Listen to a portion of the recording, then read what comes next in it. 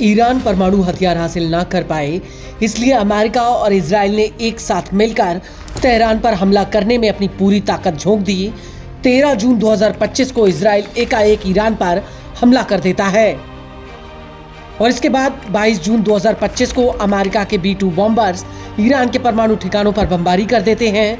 हालांकि इन हमलों में ईरान के परमाणु कार्यक्रम को कितना नुकसान हुआ, ये अभी भी एक रहस्य बना हुआ है और ये बात भी किसी से छिपी नहीं है कि ईरान परमाणु हथियार से कुछ ही महीनों दूर है।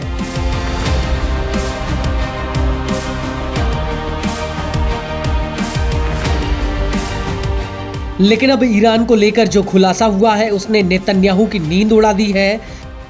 दरअसल ईरान के पैसिव डिफेंस चीफ खोलमेर्जा जलाली ने एक पॉडकास्ट में बयान दिया है कि 12 दिनों के युद्ध में ईरान की अंडरग्राउंड मिसाइलें और गोला बारूद को इजराइल अमेरिका छू भी नहीं पाए। धरती के नीचे पाताल में ये अभी भी एकदम सुरक्षित है। पाताल में छिपा ईरानी मिसाइलों का ये जखीरा बड़े स्तर पर अभी भी बरकरार है। जलाली ने अपने बयान में आगे कहा कि जमीन के नीचे और पहाड़ों के बीच मिसाइलों के सभी ढांचे अभी तक बरकरार हैं और कोई गंभीर समस्या नहीं है। जलाली का कहना है कि पिछले 20 सालों में हमने पहाड़ों और जमीन के नीचे मिसाइल शहरों और डिपों को बनाने की प्राथमिकता दी। इजरायली हमलों में इन्हें कुछ बिंदुओं पर मामूली नुकसान हुआ जिसकी मरम्मत की जा सकती है। जलाली ने आगे बताया कि खतरे का शुरुआती आकलन करने के बाद हमने संवेदनशील परमाणु केंद्रों को सुरक्षित जगह पर भेज दिया था। हमारी गतिविधियों की शुरुआत से ही युद्ध की छाया मौजूद थी और खतरे के हालातों के आधार पर यह तय किया गया कि संवेदनशील परमाणु ठिकानों को पहाड़ों के बीच में सुरक्षित जगहों पर बनाया जाए।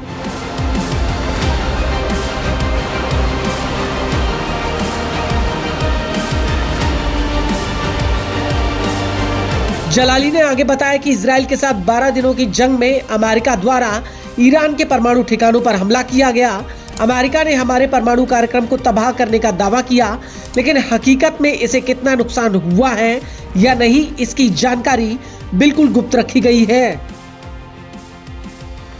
हालांकि इस सबके बीच ऐसी कई खबरें आई हैं कि युद्ध के बाद ईरान नई मिसाइलें बनाने में लगा हुआ है और इसको लेकर ईरान की रिवॉल्यूशनरी गार्ड्स एरोस्पेस फोर्स के डिप्टी हेड अली नादेरी का कहना है कि युद्ध के बाद हमारा मिसाइल कार्यक्रम और तेजी से आगे बढ़ा है। हम सार्वजनिक रूप से नई मिसाइलों की जानकारी नहीं देंगे। नादेरी का कहना है कि ईरान का मिसाइल प्रोग्राम कई वर्ष आगे निकल चुका है और अमेरिका इजराइल के साथ युद्ध में हमें कमजोर नहीं बल्कि और ज्यादा ताकतवर बनने का मौका दिया है।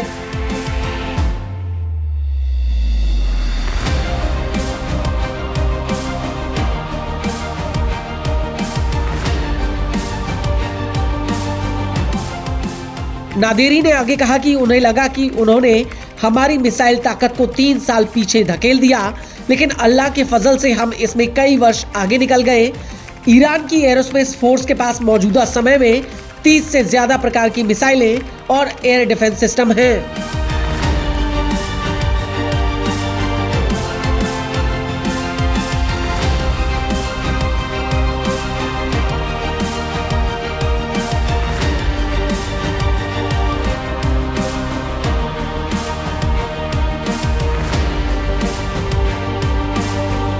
नादेरी ने अपने बयान में आगे बताया कि ईरान का नया एयर डिफेंस सिस्टम अभी गुप्त है।